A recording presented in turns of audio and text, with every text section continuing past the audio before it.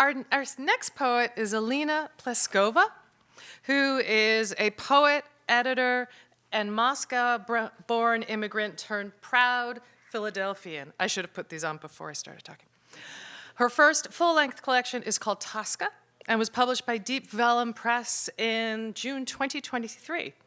She is a 20 and 21 Leeway Foundation grant awardee, as well as the author of the chapbook, What Urge Will Save Us? Her writing has appeared in American Poetry Review, Poetry Society of America, Swamp Pink, Jewish Currents, and too many other journals to mention.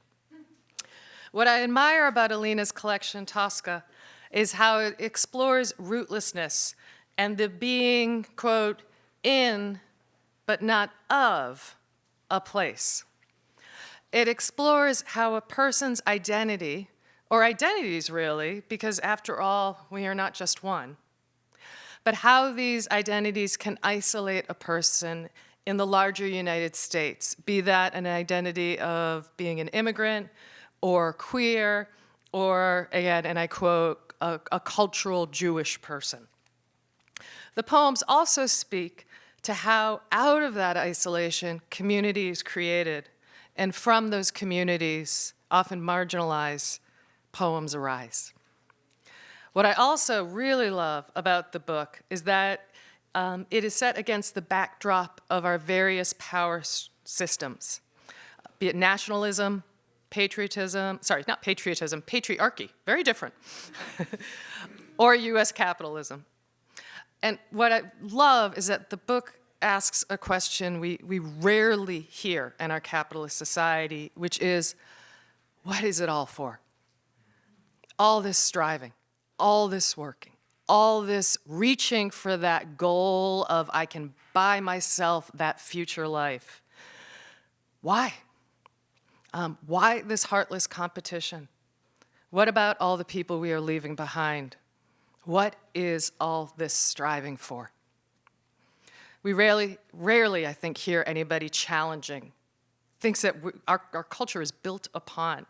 And it seems particularly important at this time to ask those questions.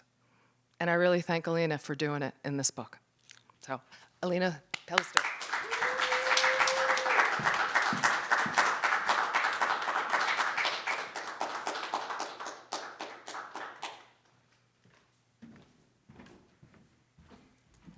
Thank you, Suzanne. That was a really lovely intro. It makes me sound smarter than I am, which I love. I don't have to introduce the book now. Thank you, Carl, for that amazing reading. I forgot that I had to do something after that, and now I'm like bewildered and like trying to come back to.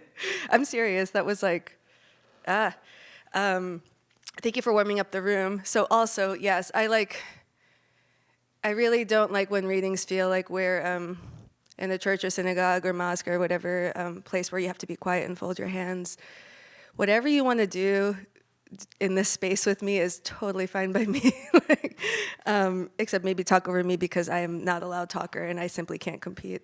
But other than that, like if you feel compelled to like laugh or go oof or like ah, any sound, I don't want to tell you what sound to make, please do. It helps keep me company up here. It's very strange to just be standing in front of a room with a microphone staring at people, and maybe it feels strange to be staring at me quietly, so feel free to not do that. And thank you all for being here. Thank you, Brookdale, for having us. I guess I'll say one more thing about the book, which is, if you're curious about the title and you don't speak Russian, Toska, or Toska if you like, is like Russian ennui, I guess, if you're familiar, like a sort of like existential heavy feeling of just like, I feel bad, but like I can't say I feel bad for like one specific reason. And so it comes from the word taskать, which is to like carry something heavy, like dragging around with you. And that's my experience of being alive in America right now. And so I thought I would, with some levity, hopefully, write about how strange it is to be alive. Like, I know that sounds like a weird thesis or like point for a book to have, but I don't know. I think all our perspectives are valuable as like a, encapsulation of like what's going on in the time and space that we're living in. That's my poetics. So To that end, I'll start with a poem about like dissociating in an Airbnb bathtub and thinking about how I've never had enough money to have a house with a nice bathtub and probably never will. There's a lot of class rage in this book, if that resonates at all. It's called Sacred Bath Bomb. And there's an epigraph by Leonard Cohen. So come, my friends, be not afraid. We are so lightly here. We can't take any of it with us to the other side of the veil. So what's it matter if the huge soaking tub is mine or a moneyed stranger's? Repeat that to a mind unable to tune out how unhurried bliss and love, minus the pallor of scarcity, are most attainable for those who score shout-outs in hefty wills, while some slice off a little good life through grift or proxy, and others get legit distracted by the concept of striving, or, as Jack just texted, we are but specks in space, and this is what you choose?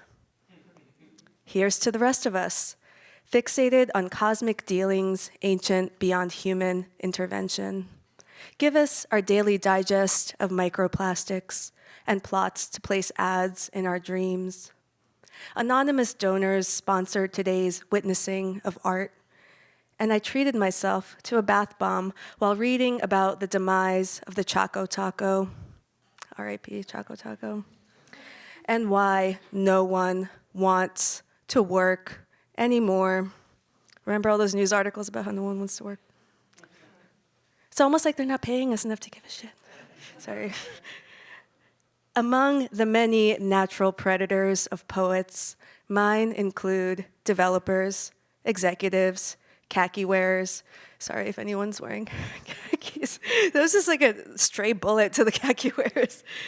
Talking appliances and the people who respond. Every job I've had since adolescence. I'm still holding out for dream gigs like UFO hotline operator and the hot dog barge guy high-fiving sun-drunks noon till dusk on the Delaware River, or anything that involves choosing what happens with one's day for more of a day than not. Conditions are ripe for a new mystic, but all that fervor and discipline goes against my divine purpose of hanging out, noting as many good uses for my body before I've got to leave it behind. The latest when Warren and I kicked off our shoes to dance with the Sun Ra Orchestra on cemetery grounds. The atrium shot through with sweat and sequin glow and sounds of assurance that the astral realm is real, unlike the alienating notion of Tuesday, 6:37 p.m. More citations needed, R.E., that Norwegian island voting to abolish time, and W.S. Merwin not picking up his phone for 30 years in service of the muse. I'm not even trying to get off the hedonic treadmill, only to figure out how others manage to slow it. Where a revelation would be, the poem gets lukewarm tub water with a violet fizz of glitter. Its indestructible glint, as good as stardust in some distant karmic cycle. Thank you. A delightful thing happened after a reading. This is why I love doing readings and talking too much during them. Someone came up to me and was like, I went to that Norwegian island and they did abolish time. And I was like, because I read about it and I was like, is this place real? And I was also like, why did you come back? Why didn't you stay in this place that doesn't believe in time? That sounds great. Okay. I don't know how old all of you all are, but there's an astrological event that happens in one's life called a Saturn return that happens like roughly between 28 and like 32, and it's brutal. It's gnarly. You question everything you've ever done or said or thought in your life. Everything becomes upended. It's like second puberty or something, except like existentially. So I wrote about mine. I'm on the other side now. Not doing much better. Saturn return. Everyone hurries a touch in the moody weather, while others consider what it means to feel calmer in risk's orbit, ruthlessly down for whatever, even or especially if it stings. Good morning, universe, with your sudden biting air. My erotic imagination remains on sabbatical, despite many blessings in the house of novel apparatus and the alleged libido spike tied to this astrological transit as consolation for its relentless cataclysms. I tried to look moved when you showed me a vibrator that doubles as an alarm clock. It's a real thing. Though most days I wake trembling around the edges and think, what rot awaits? Which cancels out both my optimum chill banner and the cleansing effects of a salt lamp my mother gave me because she suspects I'll never want to have children. This may be true, since our economic system is structurally rigged to swindle the working class, but for this, my murky chakras aren't to blame. Based on breakroom discourse, the approaching cuffing season isn't nearly as kinky as it sounds and hinges on a crude sense of exigency.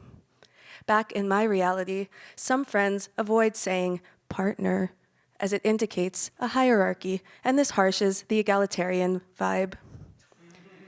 Power dynamics maintain their hobbyist appeal, while the riddle of merging my life's infrastructure with another's sublimates me into a gentler form. To demonstrate why this is important, I gesture now at the unstable world. More than 100,000 want to go to Mars and not return, reads the headline. Well, I'll wait right here and bore a path into the center of the earth using just my anxiety or carry out the neoliberal conspiracy of self-care, rumors on repeat, and a man-repellent shade of lipstick named Dirty Money, smudge-proof for all those late capitalist nights spent tidying this condition to let someone in. After returning from a wedding, I dart around him for days, just in case nesting is a communicable state or desire molds to its closest container. When he sends a fresh batch of dick pics, my equilibrium returns. In the stillness of remembering, we're merely dopamine vampires trying to skirt the mortal coil. Bleak humor suits my Soviet blood, and everything does feel fine when Rachel says, "Do you know anybody who is okay right now?" with the question mark deliberately left out. Reclaiming my life meant divesting, explains an article about hoarding, as if I get to choose how long her muted perfume clings, or apply logic like a compress to the forehead. The difficulty of divesting isn't in the discarding, it's in knowing what to keep. But I recall our particulars all wrong, which is to say, incandescently, which is to say, I romanticize the lack of understanding that keeps predictability or comfort from permeating our thing. Nothing's nailed down in this holding pattern of torpor and grope. Limp parts left out in case of mood lifts. Drape, swell, and recede. Hoarse mouth suctioned to a shoulder. Language held taut. And my oracular heart resigned to hit snooze again. So much for your fixed sign, a wobbled laugh on delay.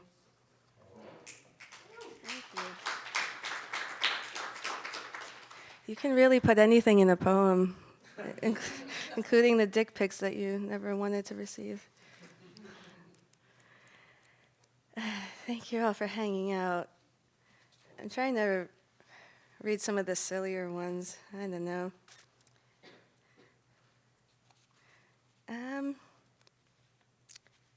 Okay. Here's a slightly longer one if you'll hang with me. Vulnerability engine. Fuzzy sunlight, lines coming in, all clipped. I cast off gaggy assurances on tea bags, chocolate foil, the yogurt lid, etc. My form is a body. Got it. I even know some of its constraints. Can't open intimacy like a door, sighs to propel itself around, starts to visibly emote and backpedals into hard to explain over text. There's a sort of stamina in hanging out, waiting to feel certain or to arrive, how limited your motions become. Emma writes, I just want to hop from dysfunction to dysfunction. And I think of water lilies, how each piece of a rhizome can spurt a whole new plant, how each new ache takes root in adjacency to another one. I take endless pics of my legs framed in a rotating series of sidewalk mirrors while waiting to get buzzed in upstairs.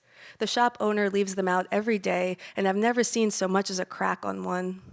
It's the best spring my legs ever had, pumping up and down the stairs to someone waiting in their fourth floor walk up, fucking away my lunch break, transitory banter, tending to dailiness.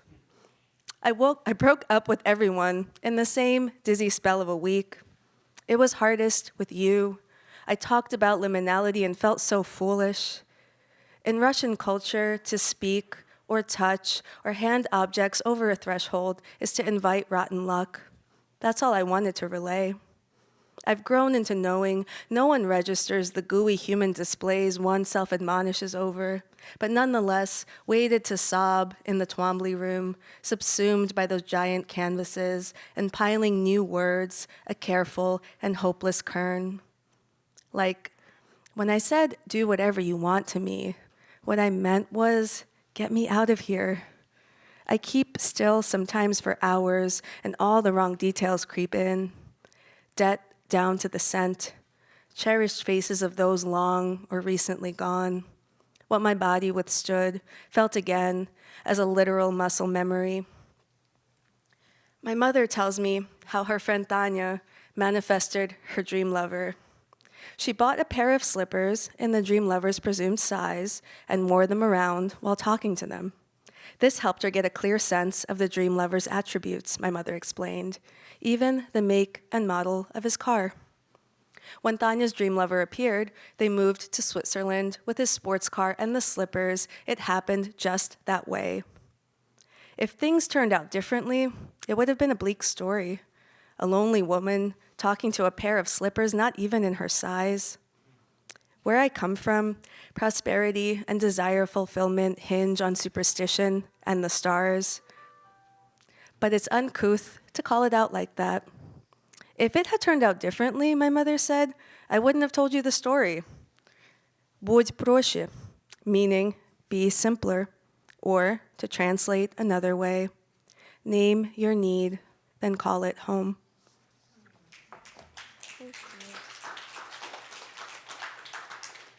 Thank you. I'll do one more. Inspired by that Marie Kondo show, of all things. I forget what I returned for.